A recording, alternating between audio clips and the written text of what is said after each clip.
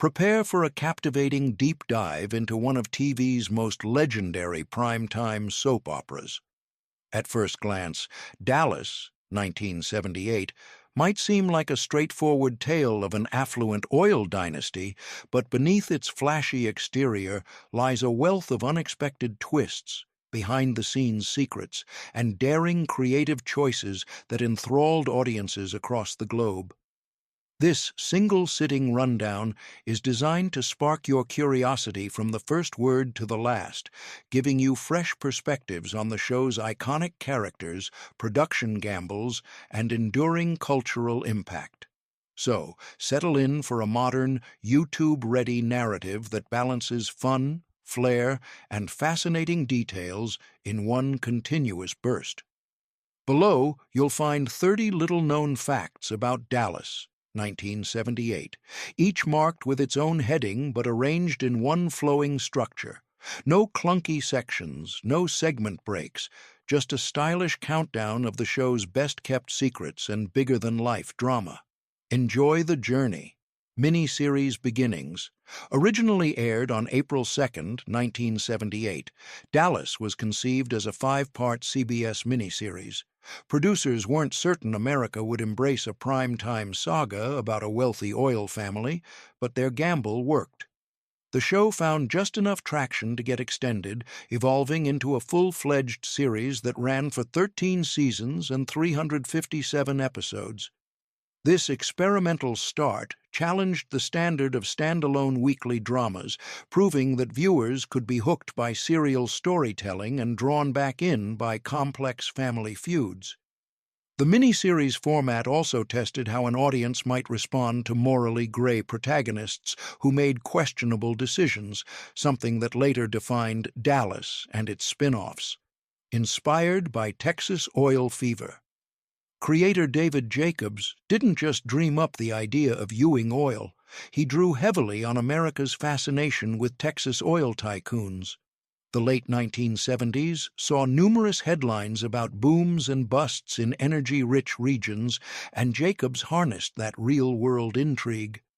His initial pitch under the title Ewing Oil in 1977 centered on a powerful family's internal strife amid million-dollar deals and outsized egos. But the network felt Dallas sounded far more glamorous. The result?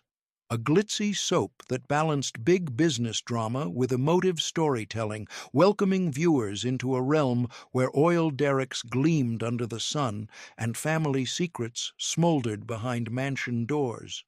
The random setting. Interestingly, David Jacobs wasn't intimately familiar with the city of Dallas. He landed on the location by pure happenstance, largely because its name carried that sharp, memorable ring. Network executives also believed that Dallas evoked wide-open spaces, economic might, and a big, bold vibe, even if Jacobs himself was no Texas expert. Over time, real-life Dallas became almost a secondary star.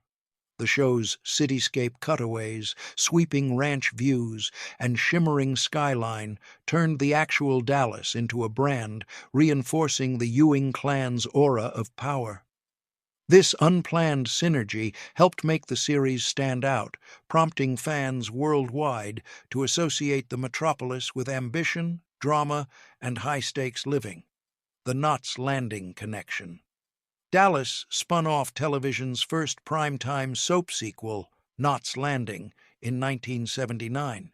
Also created by David Jacobs, Knots Landing centered on Gary Ewing, J.R. and Bobby's less combative brother, and his wife Valine in a Californian coastal community. Remarkably, that spin-off outlived its predecessor, running until 1993. It took the dramatic skeleton of Dallas and dipped it into more relatable suburban conflicts, neighborly feuds, romantic entanglements, and moral gray areas that fused the high drama of its parent series with a more everyday setting.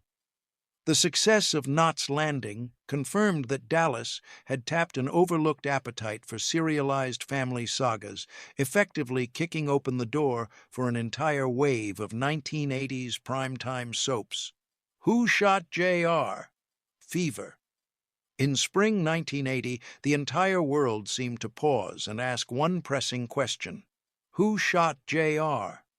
Larry Hagman's portrayal of J.R. Ewing had already made waves. He was cunning, charismatic, and borderline villainous. But the sensational cliffhanger in the season 3 finale, in which J.R. is gunned down by an unseen assailant, took the show's popularity into uncharted territory. Fans and casual watchers alike were enthralled, speculating all summer long. The eventual reveal that J.R.'s sister-in-law, Kristen Shepherd, was the shooter drew 360 million international viewers.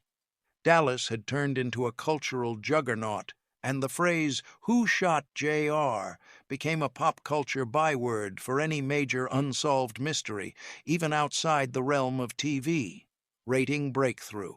The historic episode that answered "Who shot J.R.?", aptly titled "Who Done It?", aired on November 21st, 1980, and achieved a mind-blowing 53.3 Nielsen rating, with roughly 76% of all active TV sets tuned in.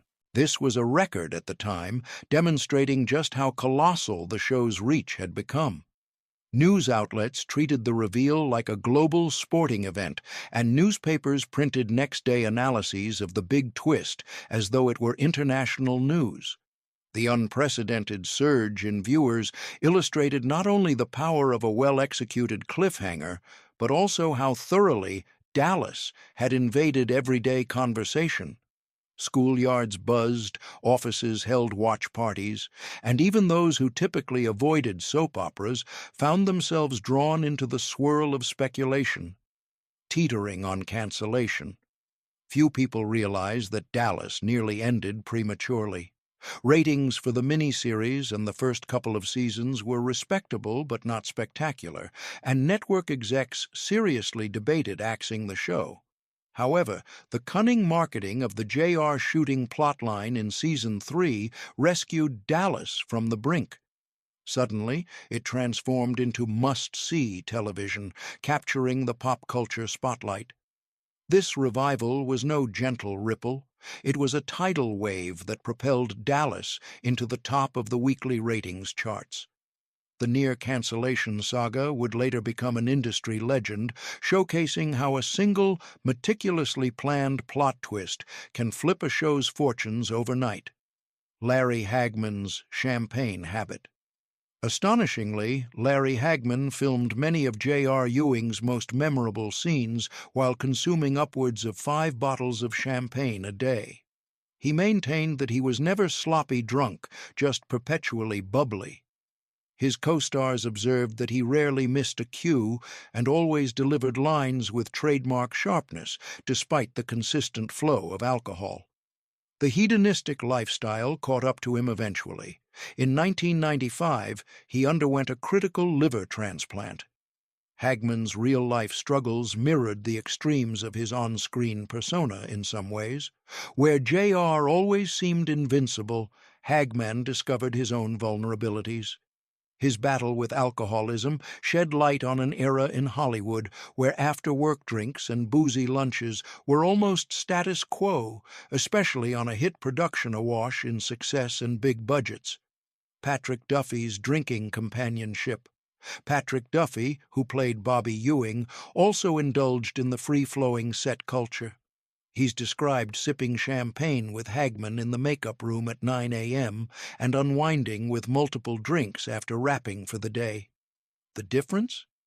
Duffy had an innate off switch and never developed a dependence, stepping away from heavy drinking before it became harmful. This insight into the show's off-camera environment reveals a period in TV history when high ratings and big paychecks often came with a corresponding let-loose mindset.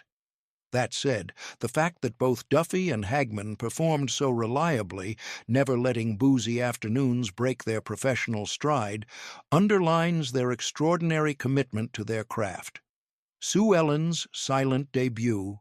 Linda Gray's iconic Sue Ellen started as a near extra with no dialogue, briefly appearing on a couch in the pilot. The network initially saw J.R.'s wife as little more than background scenery. Yet Gray's subtle on-screen charisma, even in that minimal role, caught the eye of CBS executives. They sensed a spark, one that would eventually bloom into a character study of a former beauty queen grappling with marital strife and an intense battle with alcoholism. Sue Ellen went on to become one of Dallas's most enduring figures, illustrating how a single compelling performance can shift a show's creative trajectory. For Gray, it was also a career breakthrough, catapulting her from near anonymity into soap opera stardom. Almost cast, Mary Fran. Before Linda Gray fully stepped into the role, Mary Fran, later of Newhart, was a serious contender to portray Sue Ellen. Ultimately, the casting team recognized that Gray's palpable tension with Larry Hagman was too good to pass up. The show required a wife capable of standing toe-to-toe with J.R. Ewing, blending heartbreak, frustration, and the capacity for revenge. Gray nailed it. Fran's approach might have created a different dynamic, but the sizzling on-screen chemistry between Hagman and Gray became a defining element, anchoring many of the show's most dramatic and heart-rending arcs. South Fork Ranch magic. Even though viewers associate the Ewing family's mansion with Dallas, South Fork Ranch is actually located in Parker, Texas, about 25 miles outside the city. This charming estate, boasting white fences and spacious green fields, turned into a bona fide tourist attraction once the series exploded in popularity. Visitors can take guided tours that feature memorabilia like the pistol used to shoot J.R. They can even relive memorable scenes on the ranch grounds, imagining showdowns under the Texas sun. Despite most interior filming happening on Hollywood soundstages, South Fork's external shots became iconic, setting a certain tone of affluence and tradition that Dallas fans came to expect. Showcasing Dallas. Though production partially relied on Los Angeles soundstages for convenience, the show made ample use of Dallas itself for exterior shots.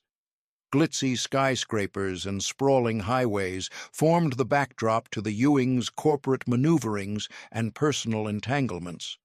This synergy with the city wasn't just location-based set dressing, it burnished Dallas's reputation as a thriving modern metropolis. Local businesses and tourism boards enjoyed the influx of fans eager to see the real neighborhoods and landmarks featured in the show. As the storyline grew bolder, so did the city's cameo appearances, weaving a sense of geographic authenticity into the soap's labyrinth of deals and double crosses. J.R.'s signature Stetson. One of the show's most visually arresting elements was J.R. Ewing's cowboy hat. A genuine Stetson, this hat radiated classic Texan swagger and quickly became a hallmark of the character's persona. Because J.R. was fundamentally cunning and manipulative, the hat added an extra layer of swagger. It simultaneously honored local tradition and functioned as a larger-than-life prop. Larry Hagman famously had multiple versions to switch out as needed, and he kept a few after filming ended.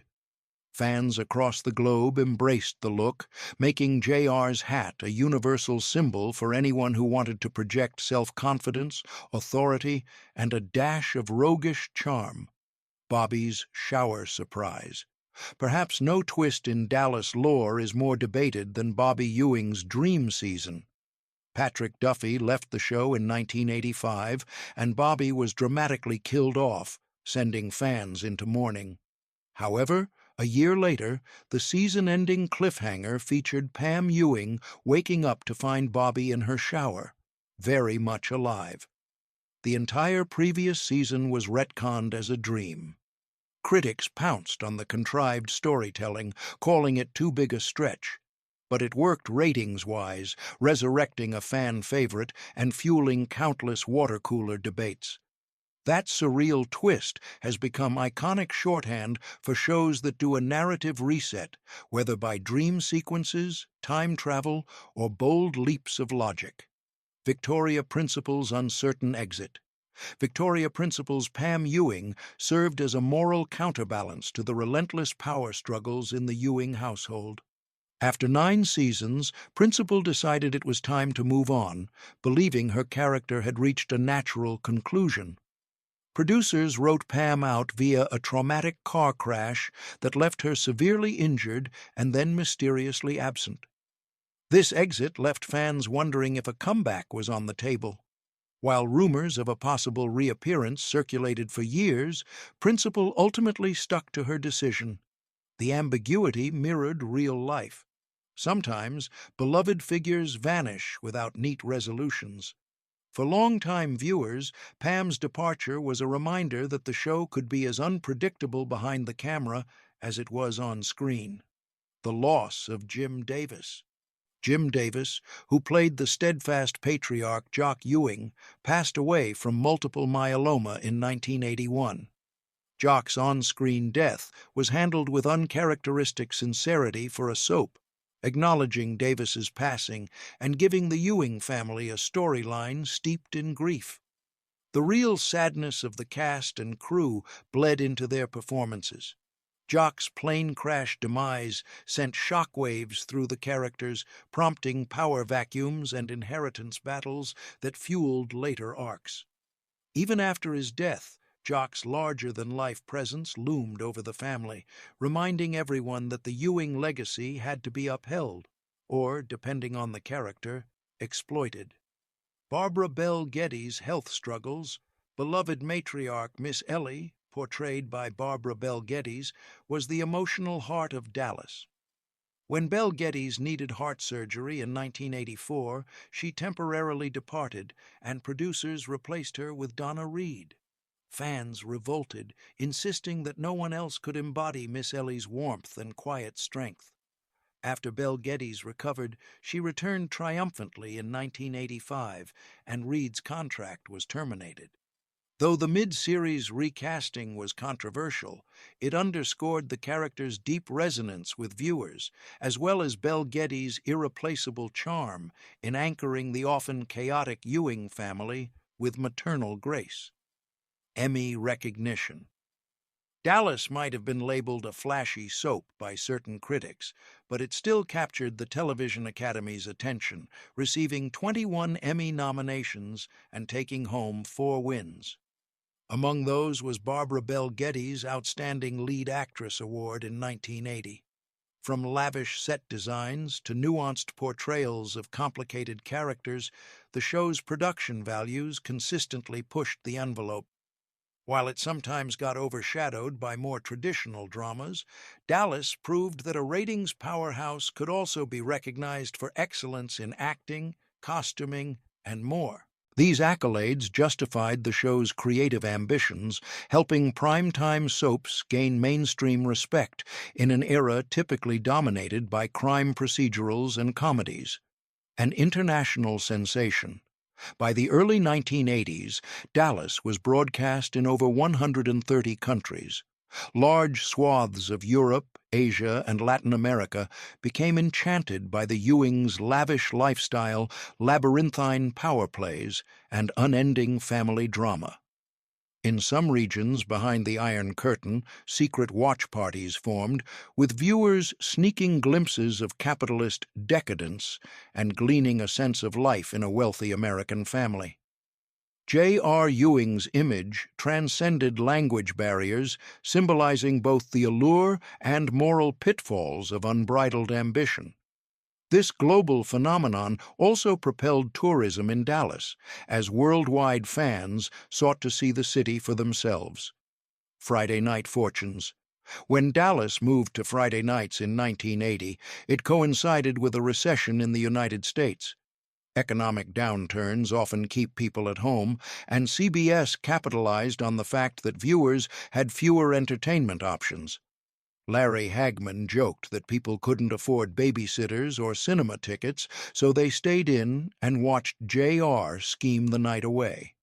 Far from hurting the show, the recession effectively boosted its ratings as a wide audience found a cost-free escape in the lavishness and intrigue of the Ewing world.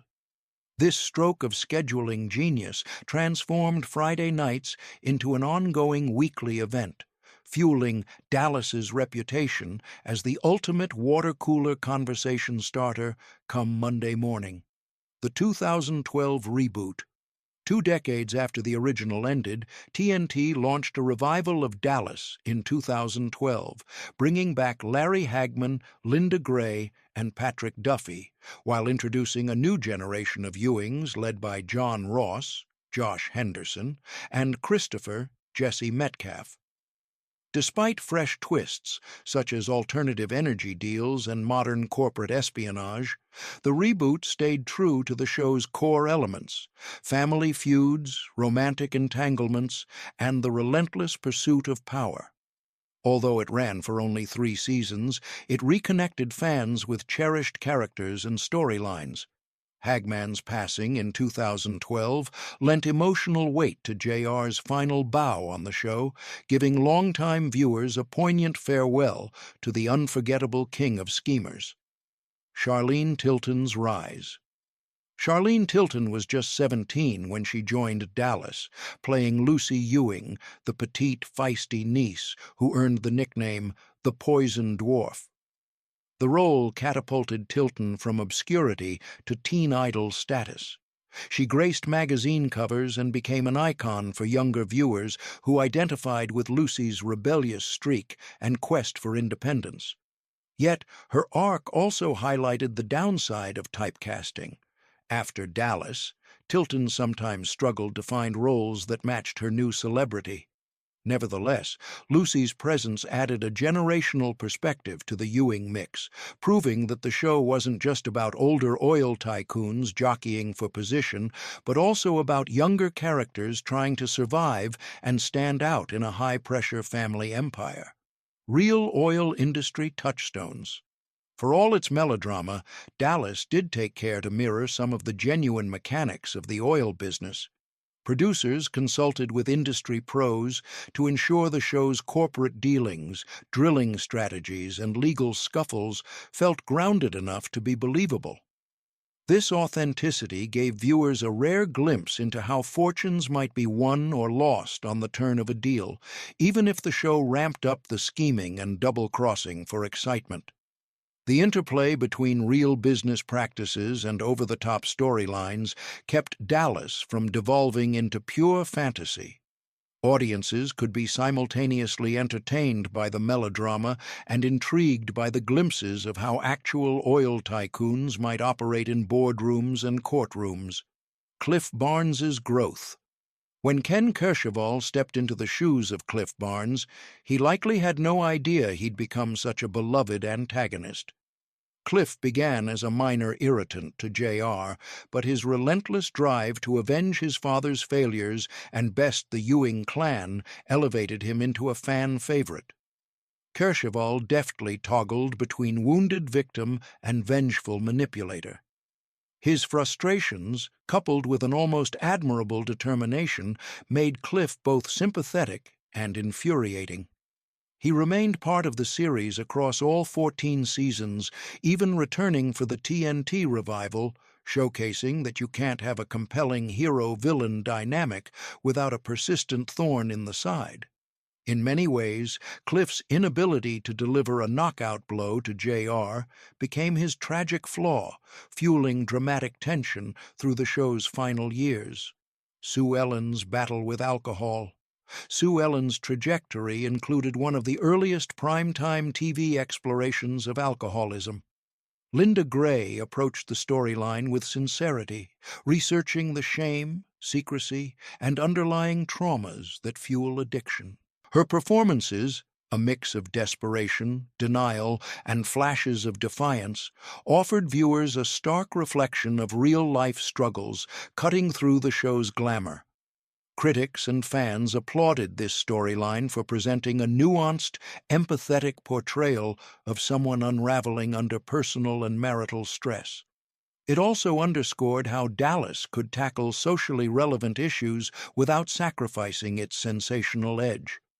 Sue Ellen's journey resonated so powerfully that it became an anchor for audience sympathy, inspiring numerous fan letters from viewers who saw echoes of their own experiences. Influence on future soaps. Before Dallas, the idea of a continuing primetime family melodrama was risky. Most serialized TV in the U.S. was confined to daytime slots and targeted at stay-at-home audiences. Dallas upended that norm by showing that evening viewers also craved cliffhangers, generational feuds, and high drama. This success paved the way for Dynasty, Falcon Crest, and later entries like Beverly Hills, 90210, and Melrose Place. Even more recent hits owe a debt to Dallas, borrowing the technique of hooking viewers with last-minute twists and extended arcs that pay off over multiple episodes. Indeed, the Dallas blueprint, opulence plus betrayal, secrets plus spectacle, continues to echo in today's streaming era, proving that certain storytelling formulas never lose their spark. Betting on JR's shooter. The "Who Shot JR" craze spawned an entire subculture of speculation to the point that bookmakers in the UK accepted wagers on the identity of the shooter. If the concept sounds absurd, it's only because it was unprecedented for a television plot to cross so deeply into public consciousness. CBS further stoked the flames by selling T-shirts, pins, and bumper stickers with the catchphrase. Meanwhile, tabloids published betting odds, and office pools sprang up worldwide. The show's producers enjoyed the free publicity, but went to extremes to maintain secrecy, filming multiple alternate endings and limiting who knew the real shooter's identity. It was a master class in viral marketing before the term existed, proving that sometimes the best promotion is to leave the audience hungry for answers. Hagman's salary power. By the mid-1980s, Larry Hagman's popularity soared to such heights that he negotiated a then astonishing $100,000 per episode. This sum turned heads even in Hollywood, but the producers knew that without JR, Dallas risked a significant ratings plunge. Hagman's deal signaled a broader shift. As TV shows gained mass global audiences, top-billed actors began wielding new negotiating power on par with major film stars. Hagman's behind-the-scenes maneuvering mirrored JR's on-screen tactics, ruthless, well-calculated, and ultimately successful. His payday blazed a trail for other actors in long-running hits, who realized that if they became the face of a phenomenon, they could command a premium to match. Pop culture parodies.